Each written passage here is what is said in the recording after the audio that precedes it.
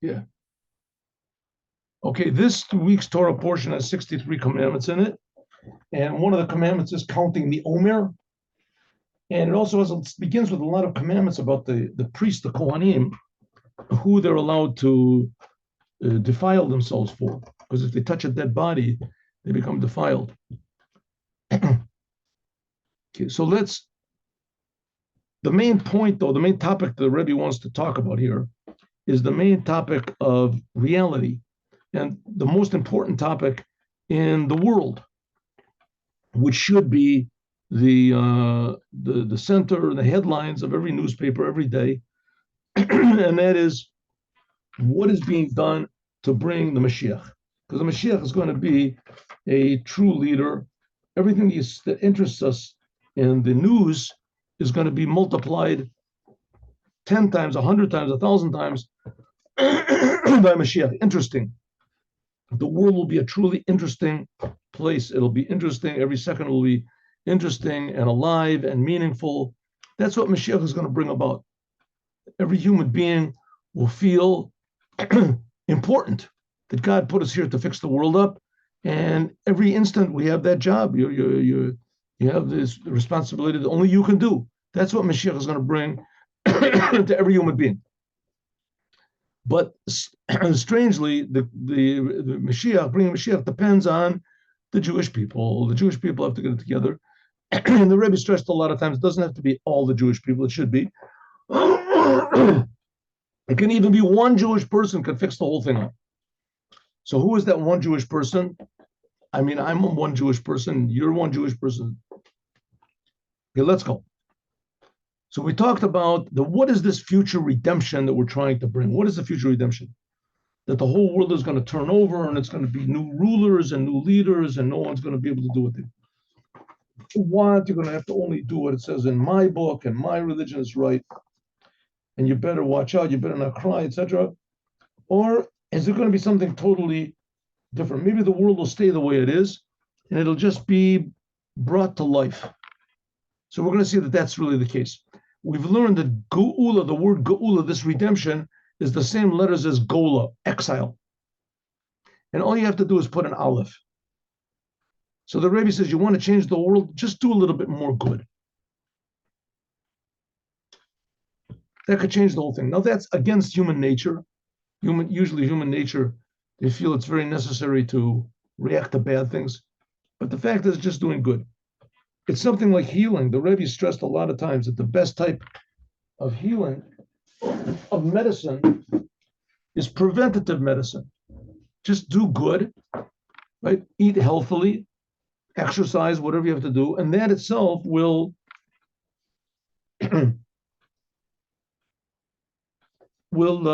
prevent the diseases. Better preventing diseases than curing them. Huh? So that's what it's okay. So the world is already sick, but every instant the world is brand new.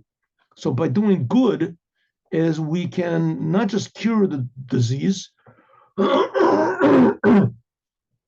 can make disease a thing of the past. We can prevent it happening in the future. Okay, so what do we have to do? We have to do this aleph. We have to put an aleph.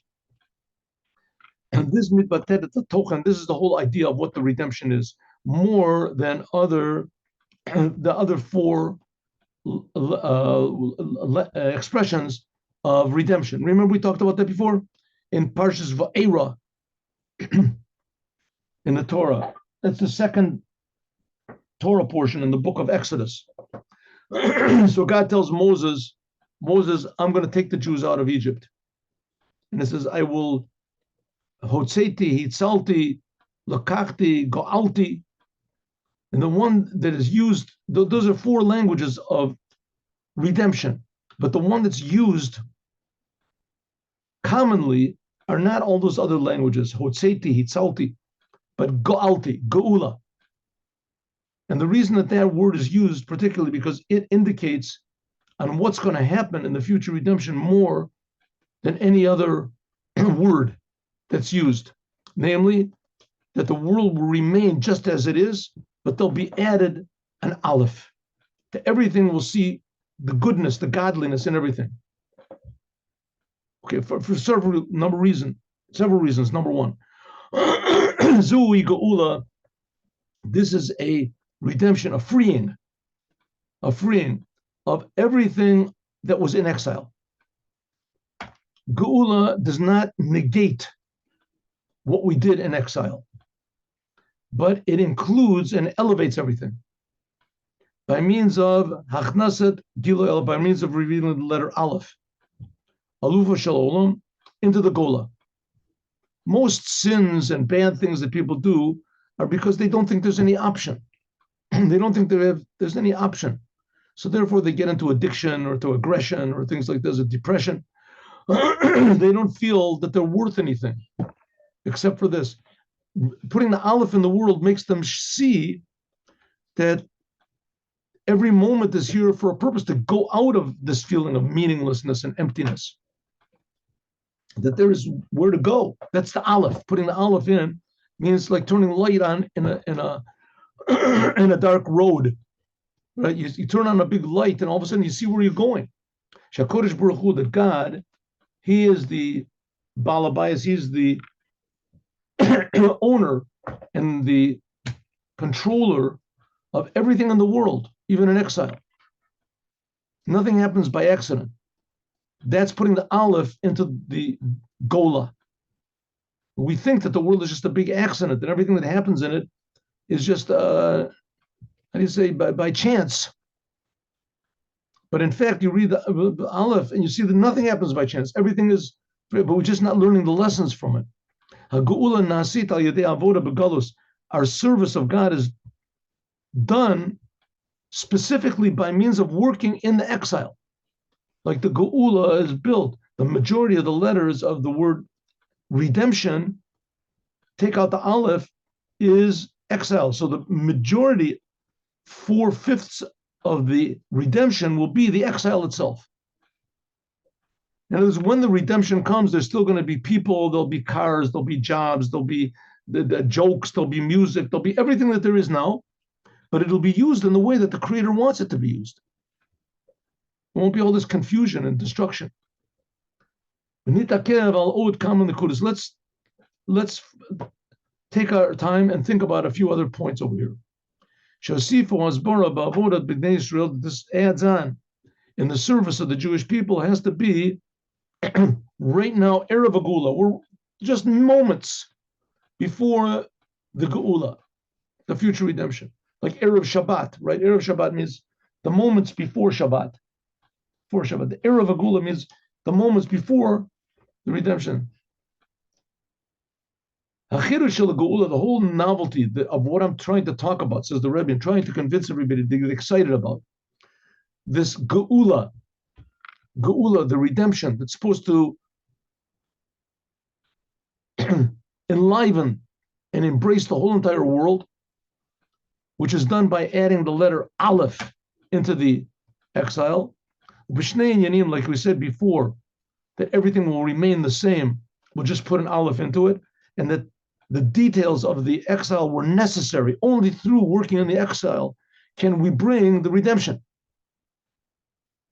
We see immediately that in the exile, we can see this immediately in the redemption from Egypt. Okay, now the Jewish people, they depend on this idea of redemption, of Geula. Judaism was born from this. Right? It's the only religion, idea, philosophy, whatever, that at a necessary stage, the birth of it was in exile. It's like exile is an essential ingredient in Judaism. That's how it started. The Jewish people were all slaves in Egypt. And we got out. That's the birth of the Jewish people. But it's not that one person came along and he said, I have a message, and he gathered people to him, or he won a bunch of battles, or he came with some sort of a mystical book, and gradually people gathered to him, or quickly people gathered to him. No, it's not. And we're talking about all of the Jewish people were already gathered. They were all slaves. And they all had slave mentality. And they all heard that there was going to be one day that they were going to go out and get this thing called the Torah on Mount Sinai, and that God himself, the creator of the universe, was going to speak to them. Where are they and where is this? What? Right? It's like telling a person that's in a whatever it is born in prison, in poverty, total poverty, in some is that you're going to be a nuclear scientist, you're going to be a multi-millionaire, not just you, but everybody you see. Well, you were talking about 3 million people. All of a sudden they got, that's the essence of Judaism. That's the first of the 10 commandments. I am God that took you out of Egypt. That's a basic mark, a necessary of Judaism, that we were in exile, going out of exile. Okay, so we did it already. It's not necessary anymore. It says, no. That's the whole point. It's just a sign of what's going to be. We're going to go out of exile again. That's the essence of the Jewish people. Essence of the Jewish people. You see a very interesting thing here. We got the Jewish people got out of Egypt, so they got out. It's no big deal. No, you see how important the Jews are. The whole world is going crazy about the Jews. The whole world. They hate the Jews. The Jews are bad. The Jews are this. No, it's not the Jews. It's the Zionists. It's not the Zionists. It's the Jews. All the Jews are Zionists, and all the Zionists are Jews, and it's the Jews are the problem. Every single one of them. And then there's Jews that are saying, "I'm not a Zionist. I'm not a Jew. I'm a Jew, but I'm an anti-Jew." Everybody's all confused. The word Jew is just Jew everywhere. They're talking about the Jews and the Jews and the Jews. How many Jews are there in the world? There's like 8 billion people in the world, 9 billion people. There's 20 million Jews at the most in the world. Everybody's talking about. They're in the newspapers, and the world is big. What is it? The parades and antis and the sit-ins with thousands, hundreds of thousands of people, the whole United Nations against the Jews, for the Jews, the Jews. What's a big Jew? Leave them alone. What do you care? They were in Egypt, they got out. That's all. Another nation. So what? How many nations are there? Somehow or other, we see that the whole the lot and the future and the status of the whole world and all mankind somehow or other is tied up with the Jews. And now the Rebbe is explaining how it is. The Jews got out of exile, and the purpose of the Jews is to take the whole world out of exile. That's the idea of Moshiach. In addition to the fact that all the Jews went out of Egypt, like it says, our sons, our youth, our elders, our sons, our daughters, and they all went out. They left Egypt with all of their property. Says, they also took with them also the things of exile. What did they take of exile? It says that they took from the Egyptians vessels of silver and gold and garments. It says the garments were worth more than the silver and gold. Rashi says, they emptied out Egypt. Excuse me. They emptied out Egypt. They made it like a trap that hasn't got any fish in it. I'm sorry. Like a storehouse, a silo that hasn't got any wheat in it, and like a fish net that hasn't got any fish in it. And that's it was empty. It says that there's also a lot of Egyptians that went with them. There were Egyptians that were so impressed by this whole business that they convinced Moses to take them also. They made a lot of trouble for the Jews. They were the ones that made the golden calf. So this means that the future, the redemption that the Jewish people got out of Egypt, it wasn't just that they got out of Egypt. They escaped. They escaped. They left all their property behind so that the Egyptians would think, well, they're going to be coming back soon. Because here the guy left all of his clothes over here, he left all of it. And the Jews just got out with their, like these. I remember once I met a man that he told me that he escaped from Auschwitz or one of these places, he and like 5 other people, and they did without any clothes. They didn't have any clothes. I guess they must have taken off their clothes so that they wouldn't be noticed. I don't know what it was. I wanted to go back, and I remember this fellow talked to me about 20 years ago. I stopped in a street to ask directions, and I got into a conversation with this guy from my car, and he started talking. I said, "Well, I'll try to come back. Very interesting." And I went by his store a couple of times. It was closed, and then that's it. I just forgot about it totally. And now, just once in a while, I remember. But there was people that they ran away from, like Auschwitz, and they just didn't have anything. They just ran away. They were lucky to get out with their lives. And they had the people, the villagers had mercy on them. Here it's not so. Here the Jews left Egypt with everything. And not only with everything, they took everything that the Egyptians had as well. I mean, they owed it to them. They worked there for 210 years, hard labor. They never got paid anything. So they got all this back pay. But nevertheless, it says that they emptied out Egypt, and even a lot of the Egyptians went with them. They went with them. They converted, whatever. And they were called the mixed multitude, Erev Rav. Ella, GEULA, Mitzrayim, but the going out of Egypt itself, I'm sorry. In other words, the redemption was not just going out of Egypt, but Egypt itself went out of Egypt. And all the property of Egypt itself was elevated by means of revealing the Aleph, by means of God being revealed into the world. Aleph is the Alufo Shalom. Alufo means the master. Tachlitam shebishvilam nibru, the whole purpose why the world was created and why God put them into Egypt was not just that the Jews should go out, but rather that the Jews should refine and elevate the Egyptians as well, the Yanatzlut Mitzrayim. By means of this, by means of this, they went out with the tremendous riches. Until it says that God put a favor of the Jews in the eyes of the Egyptians, and the Egyptians forced them, Vayashilum, to take their things. And they came out and said, "Hey, I got some gold and silver. Please take it. Pay me back when you can." Av mashalo yasholim, even the things that the Jews did not request from them, they would give to the Jews. Mitzrayim, they themselves, and even more, Malamed Shashilum Bal Korcha, that they forced the Jews to take their riches. The Egyptians had riches, and they forced the Jews to take them, the riches. Bal Korcha Israel, the Jews didn't want so much. Shalichior, at first glance, the Shem Ma, why is it that the Egyptians, they hurried up to give their vessels to the Jews? Let the Jews go. This is the different nature of everybody. They saw the Jews were leaving. The Jews made a lot of trouble for them. So let them go. They say, "Hey, 1 second. Chaim, Yankel, 1 second. I got a ring. I forgot the ring. Take my ring." And the Jews said, "No, you can have the ring. I don't want it." No. Take it. Take everything. Take it. Why? What's the point of that? Why? Hatziva, that what it says, that what it says that the Jewish people were supposed to request. It says that the Jewish people, not to the Egyptians.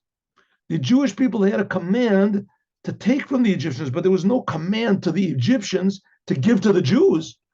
And they had to give.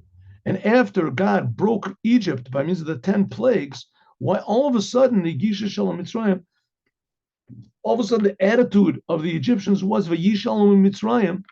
All of a sudden the Egyptians loved the Jews, and they forced them to take, not because the Egyptians were afraid. Exactly the opposite.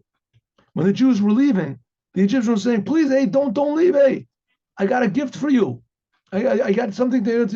Right, here's my wife's bracelet. Please." And the wife is standing there, "Yes, please take it. Please take it." And the Jews said, "Listen, I don't need it. I got enough." No. Please take it. We like you. Why is this? Well, the Jews were leaving, and that's it. Well, all of a sudden, it says no, that the Egyptians liked the Jews, and they forced the Jews to take the riches. Why? Because this whole idea of redemption, freedom, it doesn't mean that the Jews escaped. It means that they elevated, they put the Aleph into the GEULA. The exile remained the same exile. The Egyptians remained the same Egyptians, but with a total different attitude. Egypt became elevated. They became unselfish. Al Yedei Ha'akara, that because the Egyptians, they recognized that God, He is the ruler of the world. Umani Gaolam, and he connects the world. And the Egyptians, because many of them were very wise, and Hevinu, they understood, and they felt this. And Sof, after all,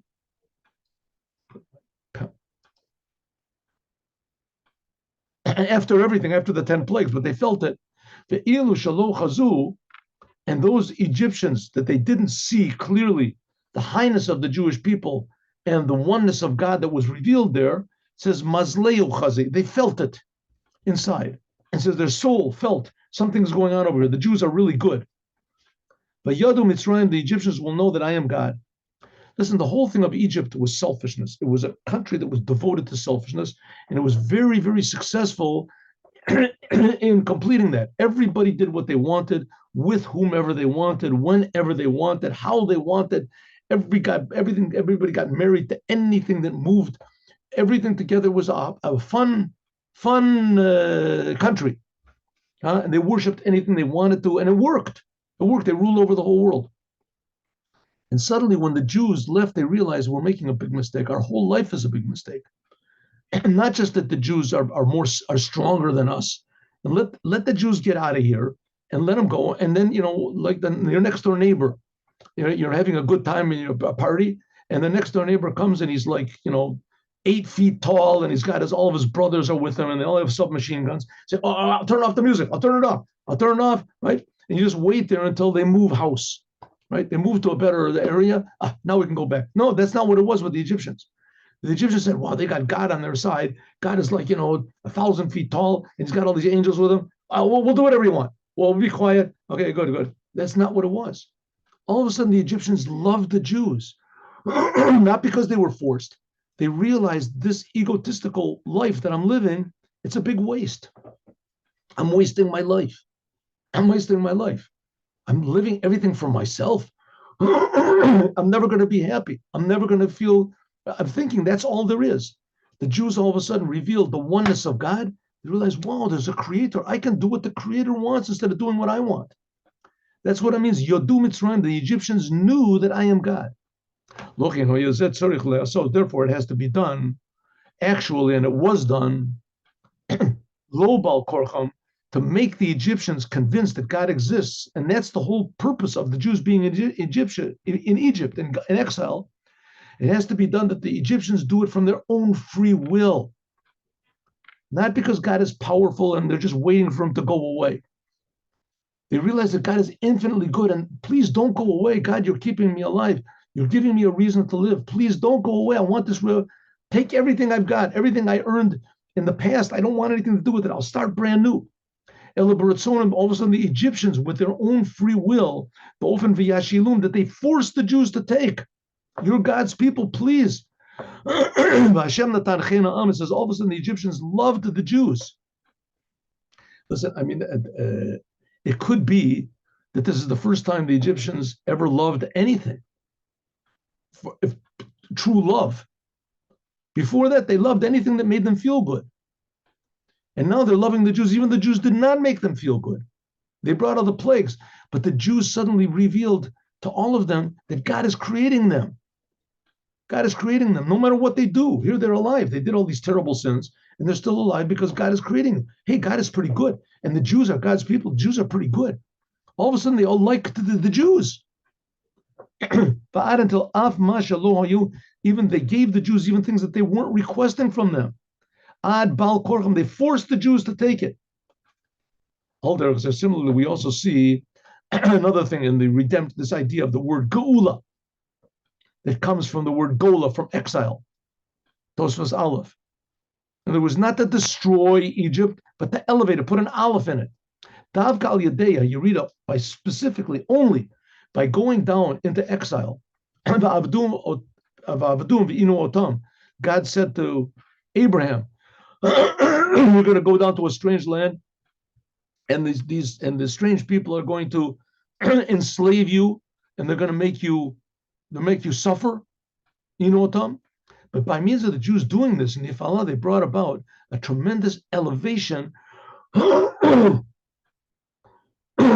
a redemption for Egypt itself. In a way, afterwards they went out with the tremendous riches. Because if our fathers would not have gone down to Egypt, then they wouldn't elevate this vessels of silver and gold that they went with them. And the Rebbe has a speech about this also, that God promised Abraham with the Brit Bein HaBetarim, the covenant between the pieces, that God made a covenant with Abraham that the Jews are going to go down to Egypt. They're going to suffer there terribly. God said 430 years. It's 430 years from the time of this covenant that God made, and then it's 400 years from the time that Isaac was born. In any case, the Jews actually suffered in Egypt for a long time, right? And God said, but don't worry, because you're going to go out with a lot of riches.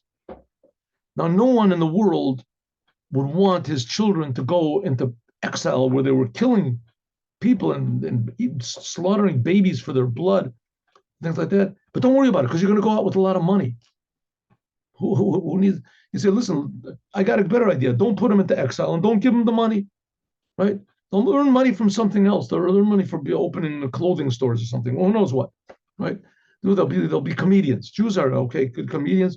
We'll figure out another way to make money. Okay, we'll invest. We got to go down into Egypt and suffer. My children, my grandchildren, to suffer for 210 years just to go up with money. What's the thing about money? So he says, no. The whole point of the money was the sparks of meaning. The Egyptians themselves, to elevate the most previously, what was the most meaningful thing in the world was money, to reveal that that's not the most meaningful thing in the world. Money is great. But the most meaningful thing in the world is to serve the Creator, not to serve yourself. And the Jews could only accomplish this by going down to Egypt, and that was the money they took out, was the sparks of holiness. They elevated the money. And with this, now it can be understood that all of the redemptions that are going to be, right, that they went out, the redemption after the first temple was destroyed, and now after the second temple is destroyed, until the future redemption, which is supposed to come any second.